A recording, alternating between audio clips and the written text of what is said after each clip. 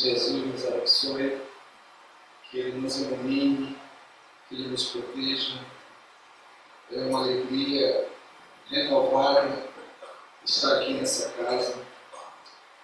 E quando nós estávamos estudando para o tema de hoje, nós nos atentamos para algo que vem ocorrendo já há mais ou menos 1 ano e meio.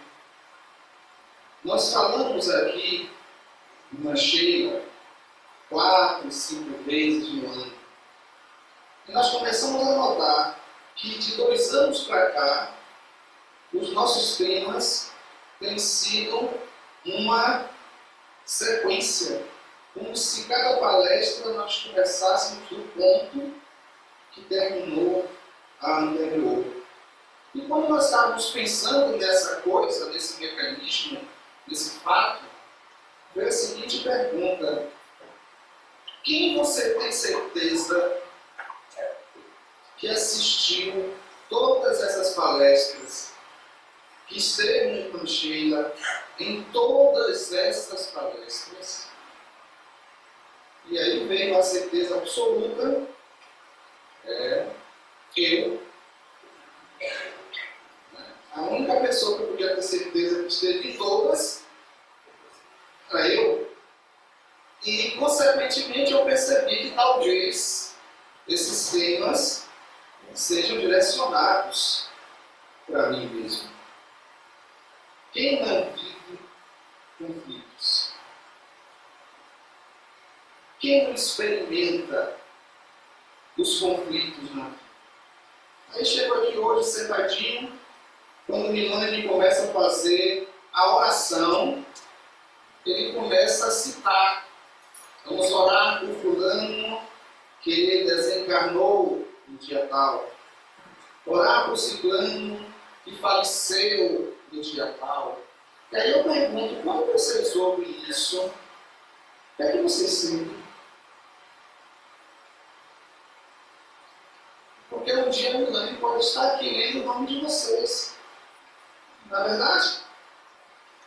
Não é? Vamos aqui orar por Cláudio Manuel, que deu a palestra naquele dia, aí capou do outro lado, né? Até que um dia alguém vai chegar e dizer aqui, vamos orar por Milani, que ele também já foi. Mandou tanta gente ir, agora vai a vez dele. Mas é nesse processo. Pois é nesse processo que nós nos encontramos. Isso é interessante, porque o conflito ele inquieta. E é a inquietação que nos faz movimentar, não é verdade?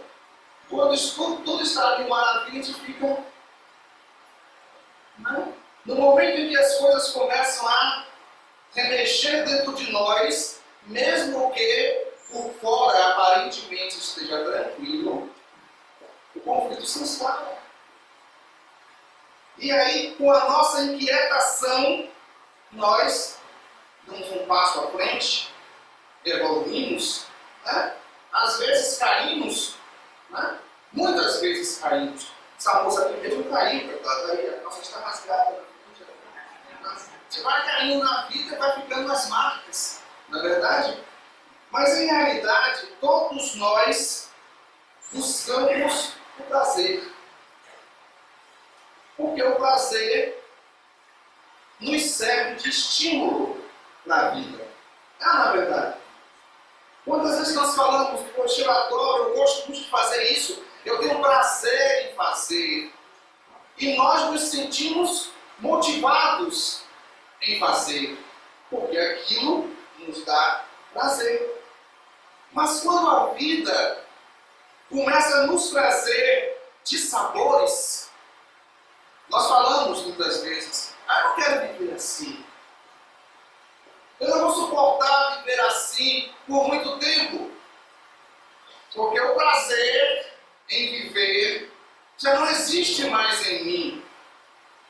Por isso nós precisamos desse impulso que o prazer nos dá, a alegria de estar fazendo alguma coisa. Entretanto, muitas vezes, nós nos equivocamos E começamos a achar que para ser feliz, tudo tem que estar bem. Não é verdade? Nós imaginamos a felicidade na ausência de problemas.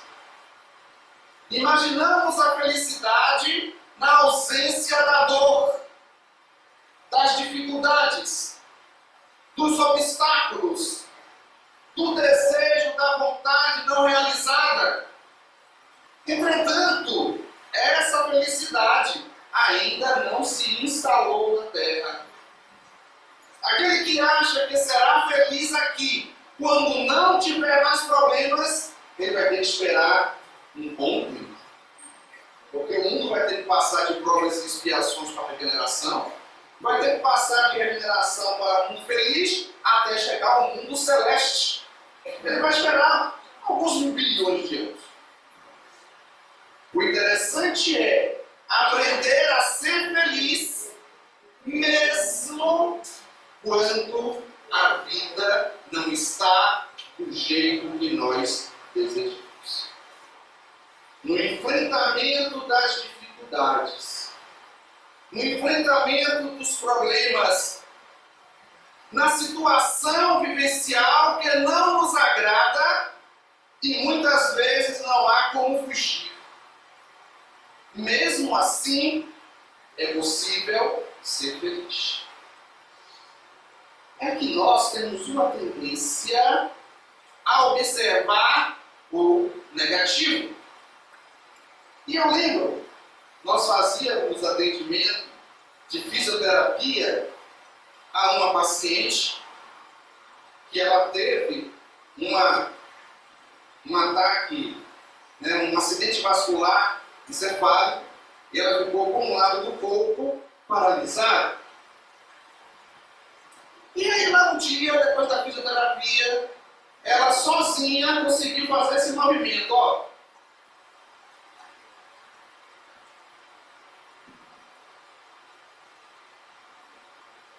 Aí uma filha entrou na hora e viu. Disse, meu Deus, ela está mexendo a mão, ela está conseguindo mexer a mão, e ela fez uma festa. Mamãe foi lá, beijou, mas ela conseguiu mexer a mão. Essa filha saiu, entrou a outra filha, e eu mostrei. Olha, ela está mexendo a mão. E a outra filha fez, mas o resto é tudo barato. Então nós observamos o mesmo fato, observado por ângulos diferentes. Nós temos essa tendência de não conseguir enxergar muitas vezes os ganhos e nos determos apenas nas perdas. E dessa forma nós deixamos de desfrutar momentos de felicidade. Porque a nossa preocupação com o não conquistado atrapalha a nossa percepção e o nosso desfrutar do que foi conquistado. Nós buscamos, em realidade, o prazer. E o prazer, nós já falamos, ele é necessário porque nos impulsiona para as grandes conquistas. Só que existe um prazer positivo e existe um prazer negativo. E como nós vamos entender? Porque nós experimentamos os dois. Todos nós aqui, criaturas imperfeitas, experimentamos tanto o prazer positivo quanto o prazer negativo. Para distinguir qual dos dois, diferenciar um do outro, nós temos que entender o antes, o durante e o depois. O prazer positivo, ele está nessas três fases.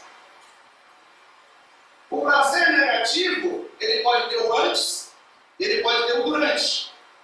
O depois é amargo. O depois é arrependimento. O depois é culpa. O depois é tristeza. O depois é lágrima. O prazer negativo é uma fome que, por mais que você coma, você continua faminto. Você continua vazio.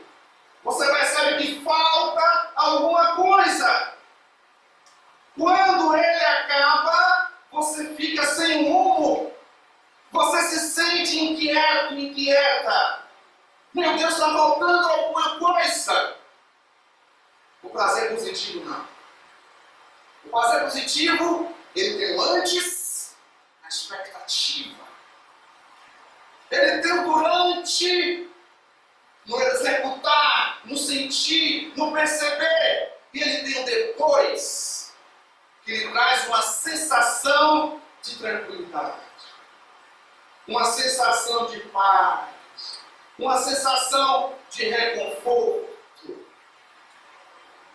Isso faz com que você perceba que não há sentimento de culpa e de remorsos.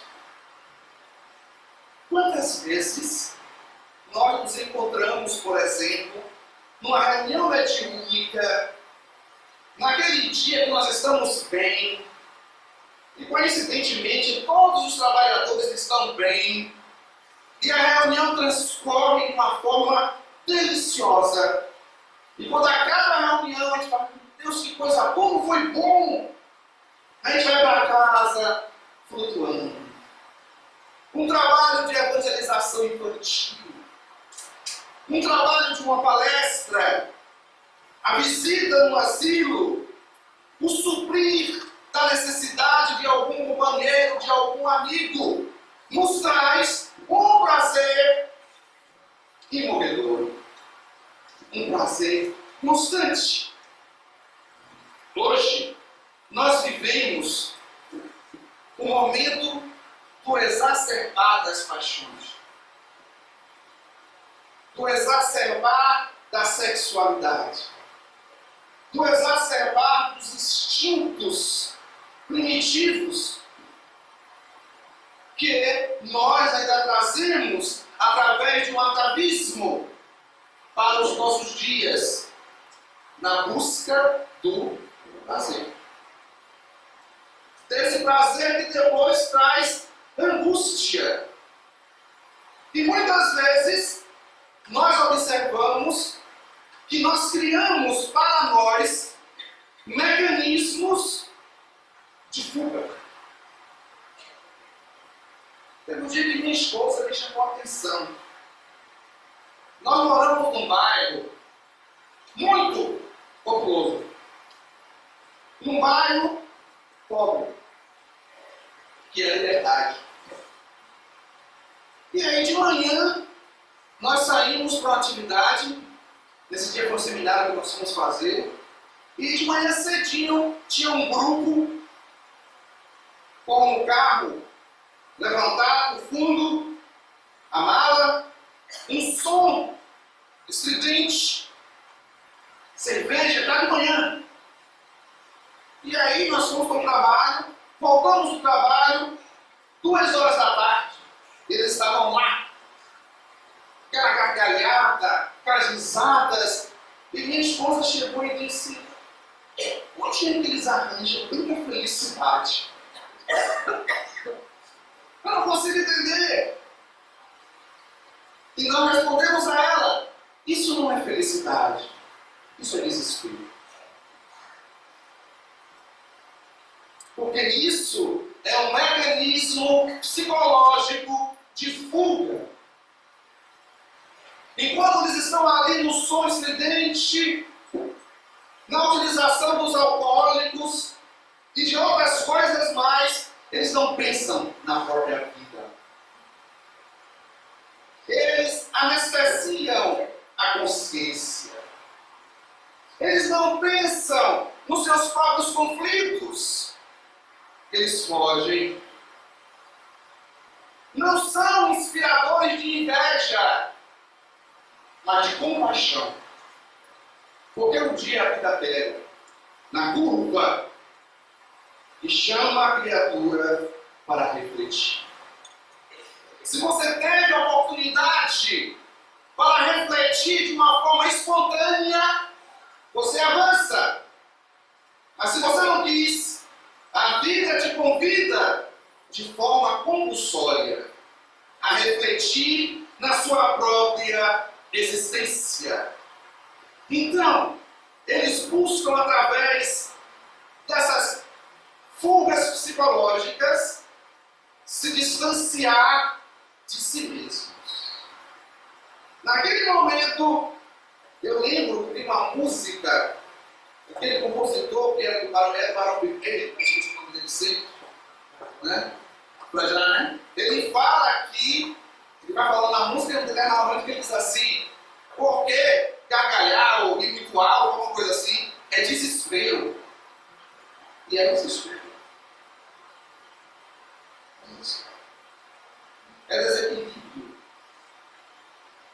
É fuga. Fuga de si mesmo. Pessoas, processos conflitivos que não serão resolvidos com gargalhadas, mas com o esforço do autoconhecimento, da percepção de si mesmo. E é interessante muitas vezes como nós somos vistos por essas pessoas. Milani está desperdiçando a vida. Só fica no centro. No tempo que ele tem para ir para a praia de tarde no domingo, ele vai para o orfanato, para o asilo. Como é que desperdiça a vida assim? Né? Então, se nós temos uma visão deles, eles também têm uma visão de cada um de nós. E quantas vezes nós somos eles? Mesmo com conhecimento espírita, mesmo com conhecimento do Evangelho, quantas vezes o nosso comportamento não está em sintonia com os nossos conhecimentos?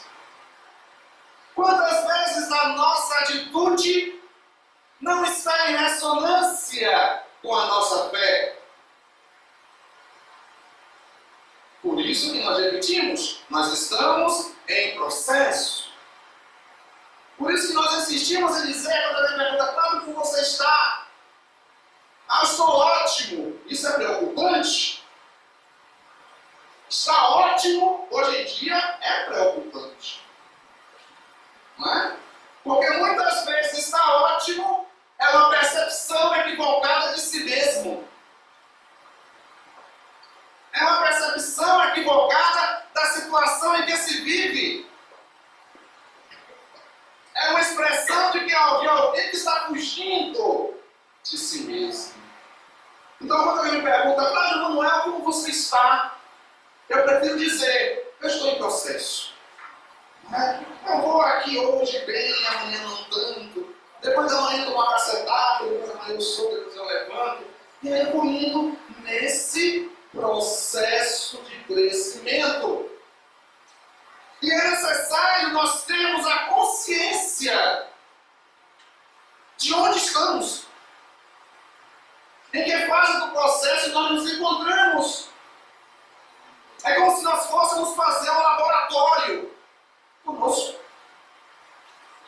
Analisando as nossas ações, analisando as nossas reações, analisando os nossos pensamentos, analisando as repercussões do que o outro falou. É interessante. Observando as nossas reações diante do outro. Isso não. Marcelo?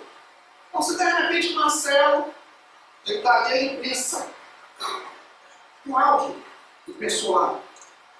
E a camisa de Cláudio não combinou com a calça. E aquele chinelo dele não combinou com nada. O problema é meu ou é dele? O problema é dele. É dele o problema, não é meu. Eu estou me sentindo ótimo. Então, quando a postura de alguém, quando o que alguém falou Quando o que alguém fez me incomodou, o problema é meu, não é dele. Existe uma frase que o pessoal que trabalha com terapia transpessoal utiliza muito. Se te incomodou e te doeu, leve para casa que é seu. E é verdade. Uma pessoa fala uma coisa lá, feliz da vida, e eu fico incomodado. O problema daquela pessoa? Não. O problema é de quem se incomodou. Então eu vou ter que me perguntar, por que o que ela falou me incomodou? Por que o que ela fez me incomodou? A pessoa foi falar e eu comecei a pensar, essa pessoa é mentira, deixa ela ficar falando. Por que eu estou sentindo isso? O problema não é dela, é meu. São os nossos conflitos. Se alguém não me ama, o problema é dele que não me ama. Mas se eu não amo alguém, o problema é dele. Se alguém me odeia, o problema é de quem me odeia. Mas se eu odeio alguém, o problema é meu. Se nós começarmos a pensar assim, nós vamos deixar de pensar na casa do vizinho e começar a pensar sobre nossa casa, sobre nossa vida, sobre nosso relacionamento. E aí vem algumas causas desses conflitos, desses mecanismos dos conflitos. Muitas dessas causas têm a ver com vidas passadas,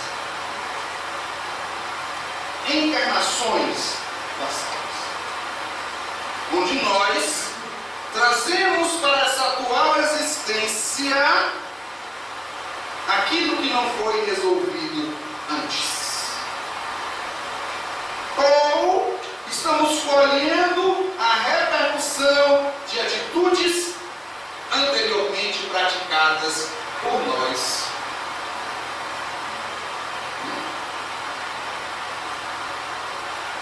Quantas pessoas nascem com tendências que não queriam ter e têm?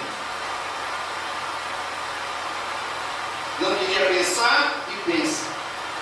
Não queria sentir e sente. Não queria desejar e deseja. E aí vem Paulo de Tarso e diz: Senhor, o bem que eu quero fazer, eu não faço. E o mal que eu não quero fazer, esse eu faço. Isso é um conflito? Claro que é um conflito. Todos nós espíritas vivemos esse conflito que Paulo viveu. Porque nós pegamos o Evangelho e vamos ler e vamos perceber que a maioria das coisas que está ali eu não faço. Mas eu quero. Mas eu não faço. Porque o querer é de hoje, do consciente. O fazer ou não fazer vem de hábitos arraigados, hábitos enraizados há milênios, que surgem com uma tendência muitas vezes que não conseguimos frear. E a coisa acontece.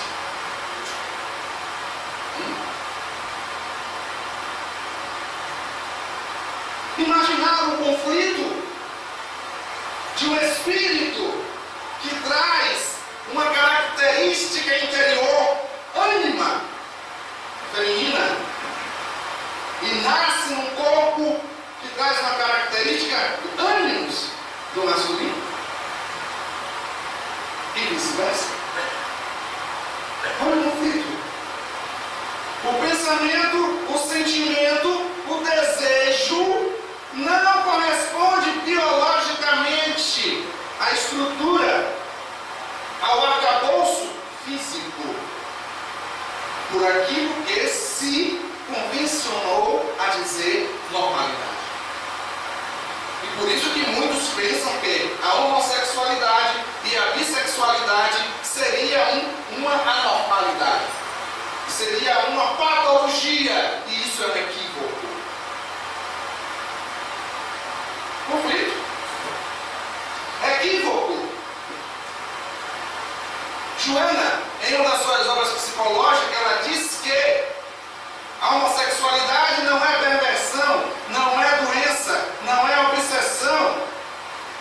É uma forma de expressar a sexualidade.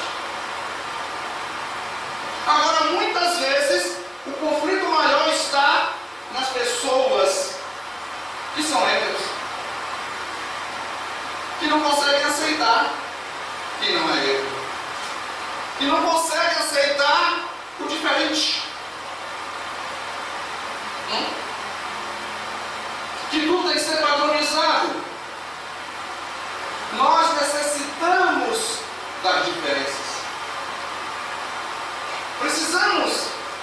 Ou alguém aqui é capaz de fazer bolo só com ovos?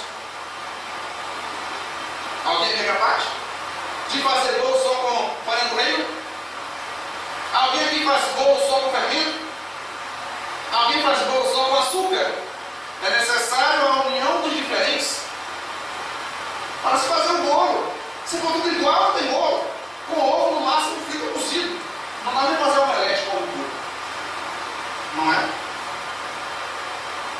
Conflitos que nós temos que resolver. E muitos desses conflitos, como nós falamos, nós trazemos de lá de trás, de vidas passadas.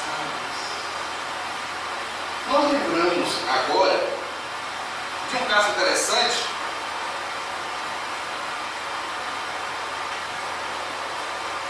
um caso real, de uma médium espírita, porque tem médium que não é espírita. Essa médium era uma médium espírita, uma médium estudiosa do Evangelho, uma médium estudiosa das obras básicas. E ela começou a sentir dores nas pernas.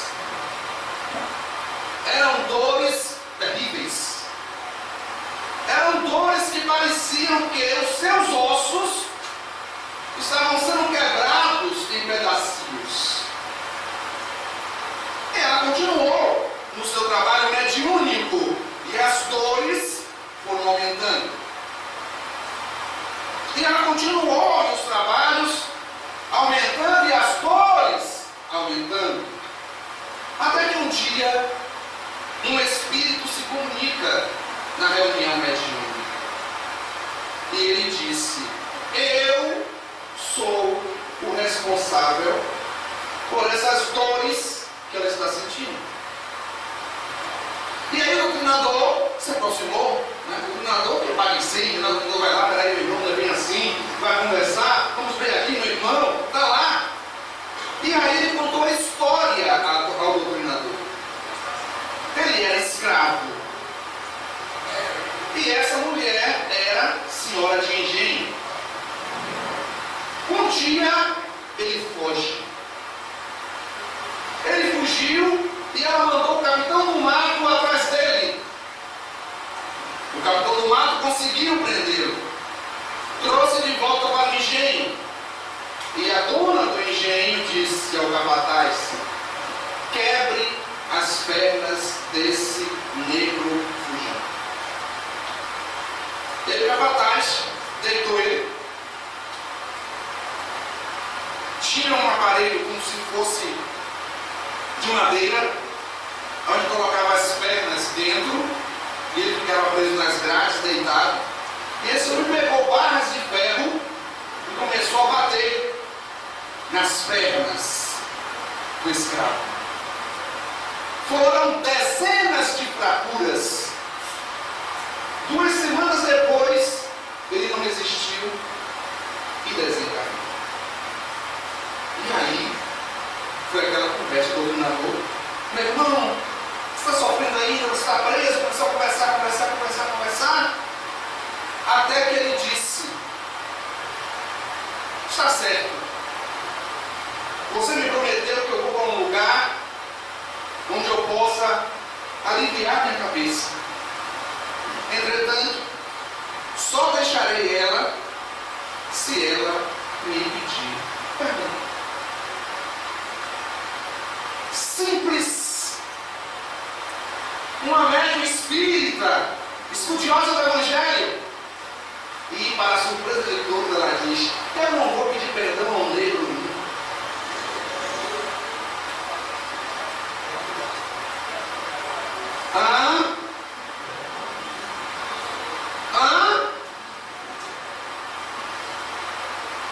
E aí o Espírito fez: então eu não vou embora nunca.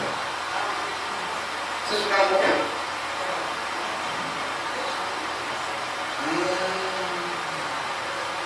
Quais conflitos essa mulher não trazia dentro de si?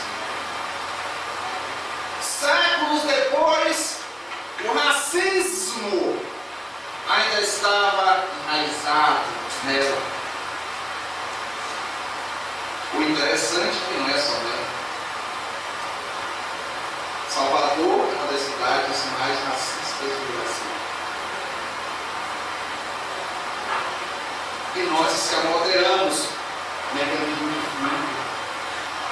Não, aqui é maravilhoso, é uma cidade cosmopolita. Não, aqui todo mundo é igual.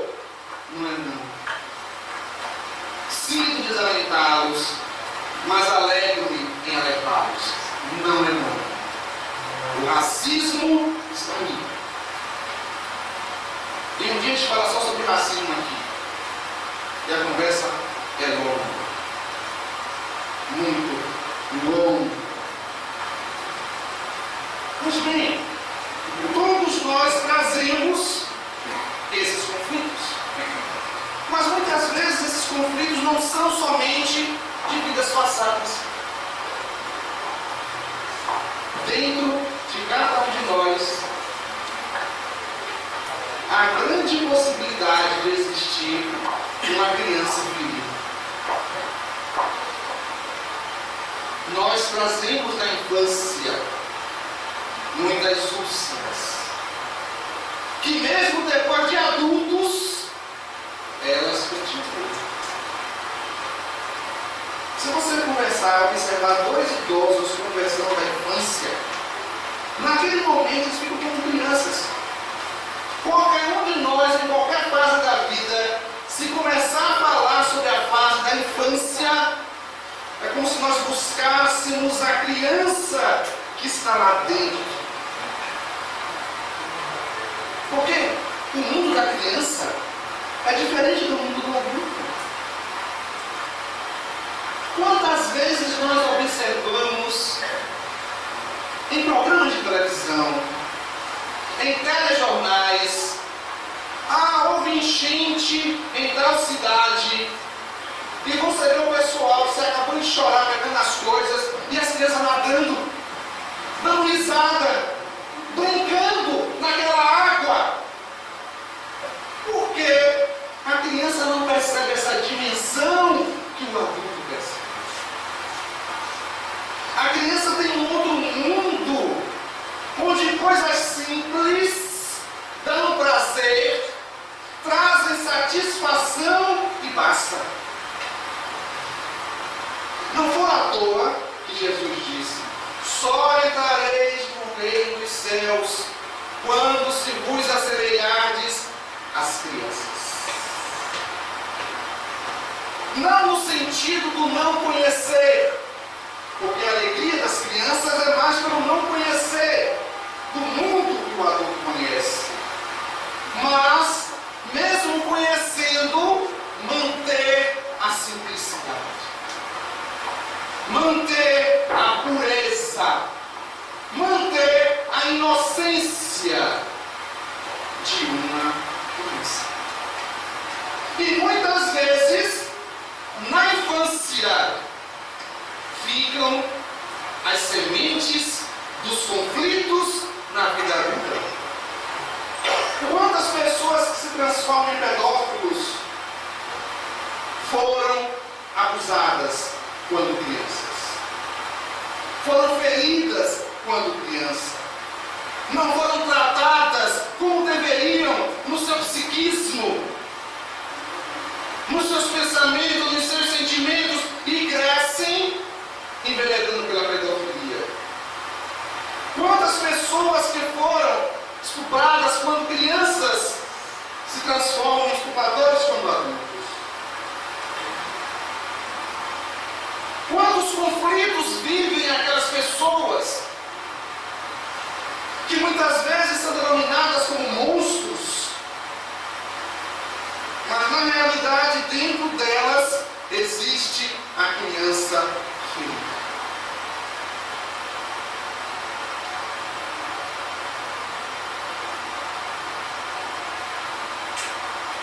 Nós temos um trabalho muito importante a fazer. Um trabalho conosco. Nós precisamos fazer esse trabalho de autoconhecimento para que possamos entender o porquê dos nossos conflitos.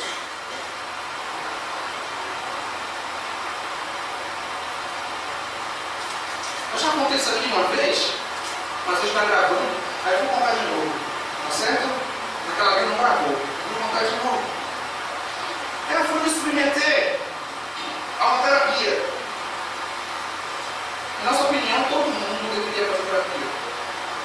Porque de perto ninguém é normal. Não é? Todos nós somos doentes controlados. Que de vez em quando perdemos o controle e enlouquecemos momentaneamente. Não é verdade? Então eu fui fazer uma terapia com um terapeuta transpessoal. Ele foi o que ele fez. Ele me deu uma raquete de tênis e botou lá em cima do cavalete uma almofada e disse: Cláudio, bata. Né? E eu comecei a bater. Né? Eu não tenho hábito de ter atitudes violentas. Né? Eu sou de sair no corpo. E eu comecei a bater. Ele bata mais forte, eu bati. Grite, eu comecei a gritar, batendo, vai batendo. Eu comecei a suar. Aí ele, bata mais. Do lado de um colchonete. Quando eu estava exaurido, ele fez: se deita no colchonete, eu deitei. Respire tudo. Pare. O que foi que veio na sua mente? Quando ele disse pare, eu vi claramente pedaços de gesso pintados. Era o meu Buda. Quando eu tinha 7 anos de idade, 7 anos, e minha irmã tinha 22 anos, a minha irmã mais velha. E eu tinha um Buda de gesso, que era minha eu. Atrás da cabecinha de um cortinho, botar no medinho. E esse Buda era assim, vermelhinho, uma milândia. Né? Tudo vermelhinho, tudo rosinha, a roupinha azul e vermelha, sentado na posição de lótus, dando um sorriso, adorava aquele Buda. E eu fiz alguma coisa em casa, tinha 7 anos, que ela não gostou. E ela pegou o meu Buda e jogou no chão. Espatifou. Eu olhei meu Buda despedaçado no chão. Naquele momento que eu estava fazendo aquela terapia, voltou essa ferida. E essa é a irmã que eu tenho um pouco mais de dificuldade. Aliás, é a única que eu tenho dificuldade de relacionamento. E um dia, a gente conversando, a conversa ficou assim, quente. Né? E aí saiu o Senhor querer. Você quer o meu Buda? Eu já tinha uns 40 anos. Naquele momento foi o quê? A criança. Porque, gente, acreditem, quem faz sonhar, quem faz ter planos, quem faz desejar, imaginar coisas, é a criança que está dentro de nós. Se nós matarmos essa criança, nossa vida ficará seca, sem sentido, sem alegria, sem sonhos, sem esperança. Então, quando eu falei, você quer uma pergunta? Era aquela criança que estava lá, ferida. Ah, mas você guarda isso desde aquela época? Não, não sou eu que guardo, é a criança. Porque aquela criança não tinha conhecimento nem capacidade de digerir aquele ato de violência contra algo que era o objeto da sua afeição. Feriu, passou. A minha outra irmã me deu outro Buda, mas não era aquele. Era outro. Não era aquele. O carro, outro Buda, não apagou a ferida. Eu já pensei também, vou desencarnar. Vou desencarnar. E ela desencarnar também. Ela vem pra cá, se você me der um murro, eu falo. Você só vai conseguir cicatrizar, sabe, se você me der um murro. Eu não quero isso. Ou seja, nós temos isso dentro de nós. Gente, a gente se conhece tão pouco. A gente se conhece tão pouco que muitas vezes a gente fala, eu nem imaginava que eu era capaz de fazer isso. Rapaz, eu nunca pensei que ia fazer uma coisa dessa. Claro, se você não se conhece. Se conhecesse, saberia. Existe um mundo aqui dentro de cada um de vocês. Mais do que um mundo, é um universo, onde o amor é o sol e as virtudes são os planetas, e nós precisamos devassar, nós precisamos pesquisar, nós precisamos explorar esse universo maravilhoso que somos nós. Podem surgir mais conflitos. O conflito do passado. Dizem que a depressão é a doença do passado.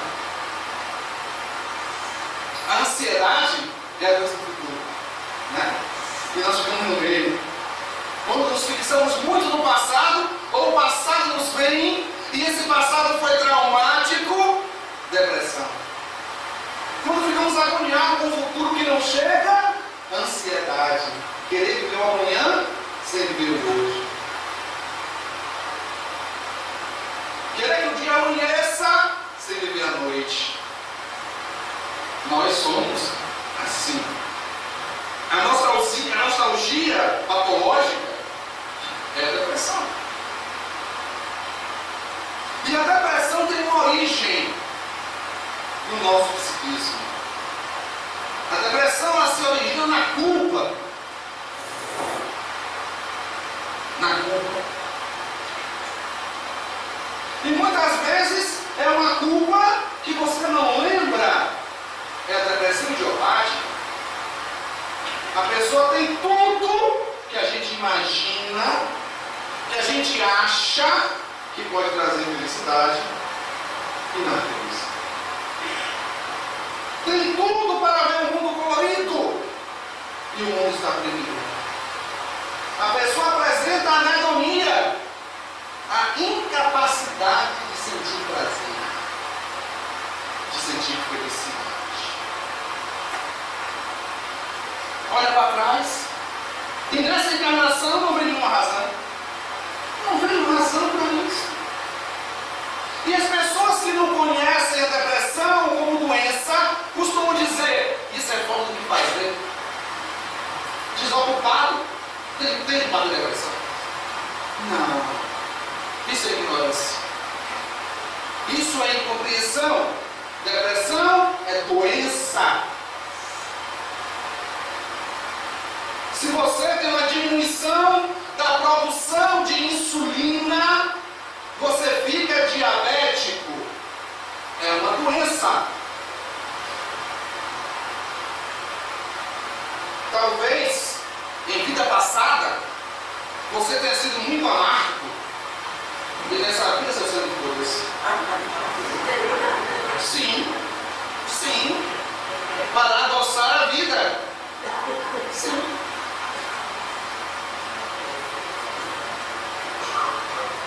Se você tem a redução da dopamina, da serotonina e da noradrenalina, a depressão se instala. Ela é uma carência de neurohormônio, como a diabetes é uma carência do hormônio insulina.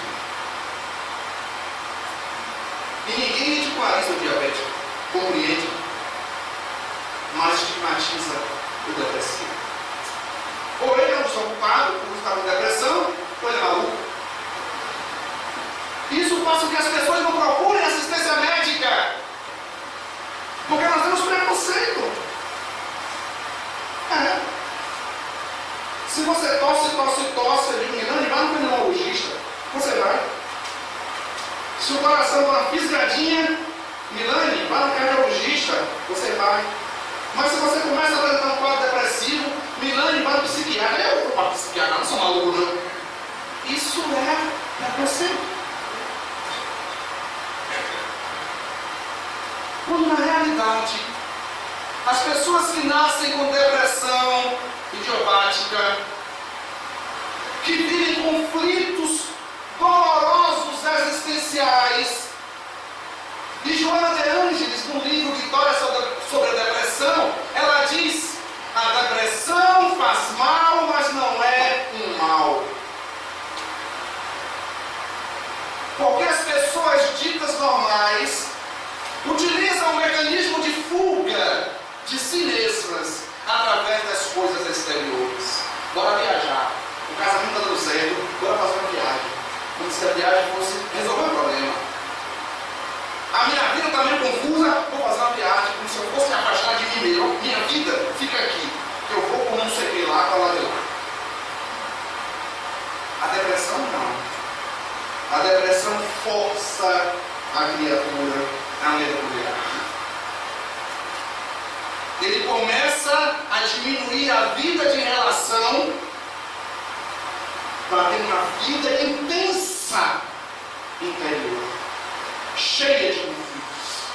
Que se ele conseguir chegar no fundo do poço, bater o pé e voltar, ele se transforma.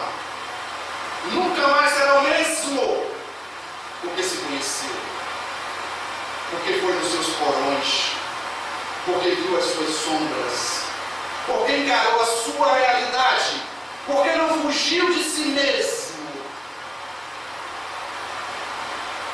Essas criaturas, esses seres, em vidas passadas cometeram atos terríveis, que depois que desencarnaram entraram no processo de culpa, e mesmo permanecendo no mundo espiritual, em trabalho, em estudo, essa culpa diminuiu, mas não se extinguiu.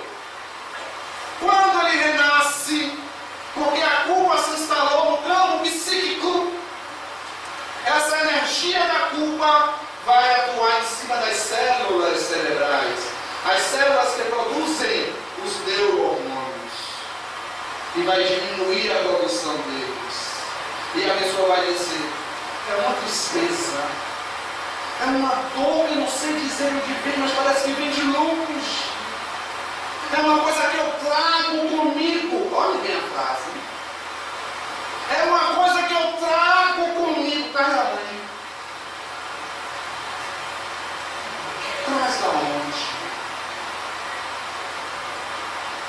Do tempo que está adormecido na noite dos séculos. Porque nós somos herdeiros de nós mesmos. E aí vem Joana e diz a seguinte frase que eu coloquei aqui para falar: o homem é a medida dos seus esforços e lutas interiores para o autoconhecimento.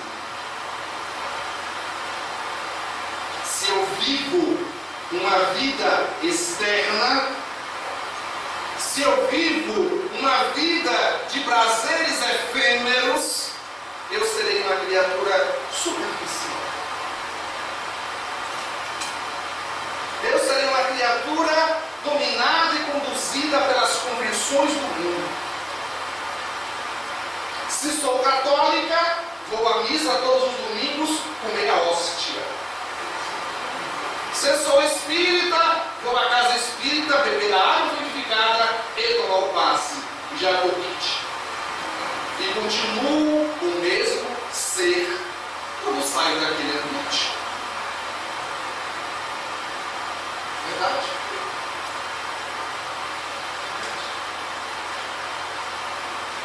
Por vocês estarem aqui hoje, não é à toa. Não é à toa. E vocês têm um compromisso, não com a casa e na Sheila, não com a Milane, mas um compromisso com vocês. Um compromisso de transformação. Um compromisso de autoaceitação, não acomodação. Mas aceitar quem você é, para poder se transformar em quem você quer ser. Porque você só será o que você quer se você aceitar quem você é. Porque é aí que você vai achar os instrumentos para você trabalhar. Aí é que vai encontrar todo o material da sua vida para a sua transformação espiritual. E você vai precisar agradar ninguém. Porque nós vivemos atrás da aprovação do outro. É uma verdade. É ou não é? Mulher, por exemplo. Mulher se arruma toda. Chega com o marido. E aí vem. Como é que eu estou? Aí o marido faz. Fala, não está ruim não. Mas porque era melhor. Então aí vai lá no quarto. Tira toda a roupa. Pega uma roupa lá apertada, um sapato apertado. E vem tudo para ficar troca. E aí vem como é que eu estou? Você está limpo. Ela vai para a festa se acabando, coitada. O pé está sangrando, a coluna está doendo, está tudo apertando, mas ela está ali. Para quê? Porque o outro aprovou. Não decidiu a outra. Porque o outro aprovou. Nós não precisamos da aprovação do outro. Te incomodou? Foi parceiro. Não é meu. Nós temos que nos preocupar com a nossa percepção de nós mesmos. Teremos o que mais a falar, mas o tempo está a nos cobrar. Que Jesus nos abençoe. Que vocês não saiam daqui assim, meu Deus, que coisa maravilhosa, estou leve, que palestra, mas que você saia daqui, meu Deus do céu, minha cabeça está quente, que agonia, minha cabeça, não vou conseguir